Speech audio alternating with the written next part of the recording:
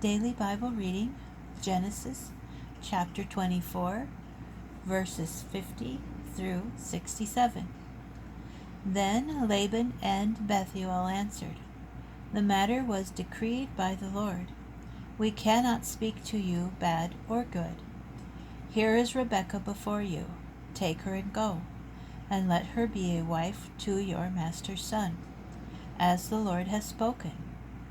When Abraham's servant heard their words, he bowed low to the ground before the Lord. The servant brought out objects of silver and gold, and garments, and gave them to Rebekah, and he gave presents to her brother and her mother. Then he and the men with him ate and drank, and they spent the night. When they arose next morning, he said, "Give me leave to go to my master." But her brother and her mother said, "Let the maiden remain with us some 10 days, then you may go." He said to them, "Do not delay me, now that the Lord has made my errand successful. Give me leave that I may go to my master." And they said, "Let us call the girl and ask for her reply." They called Rebekah and said to her, "Will you go with this man?" And she said, "I will." So they sent off their sister Rebekah and her nurse, along with Abraham's servant and his men. And they blessed Rebekah and said to her, "O sister, may you grow into thousands of myriads.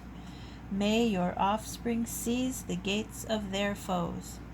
Then Rebekah and her maids arose, mounted the camels, and followed the man. So the servant took Rebekah and went his way. Isaac had just come back from the vicinity of Beer Lahai Roi, for he was settled in that region of the Negeb. And Isaac went out walking in the field toward evening, and looking up he saw camels approaching. Raising his eyes, Rebekah saw Isaac.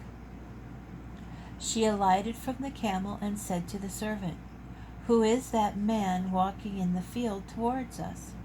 And the servant said, "That is my master." So she took her veil and covered herself. The servant told Isaac all the things that he had done. Isaac then brought her into the tent of his mother Sarah, and he took Rebekah as his wife. Isaac loved her, and thus found comfort after his mother's death.